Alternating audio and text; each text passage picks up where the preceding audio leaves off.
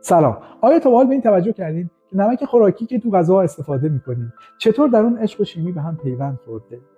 نمک خوراکی که باعث خوشمزه شدن غذاها میشه نتیجه عشق و پیوند بین سدیم و کلوره که در اون سدیم به عنوان پدر فداکار خانواده الکترون خودش رو در اختیار همسرش یعنی کلور قرار میده و آنچنان پیوند قوی بین این دو تا شکل میگیره که هیچ چیزی نمیتونه این پیوند رو برهم بزنه.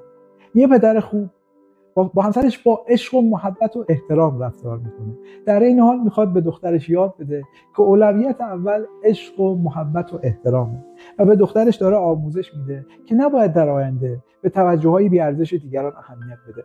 یه پدر خوب مثل الماسه، گرچه ظاهرش ساده است ولی ارزش و قدرت واقعی در درونشه.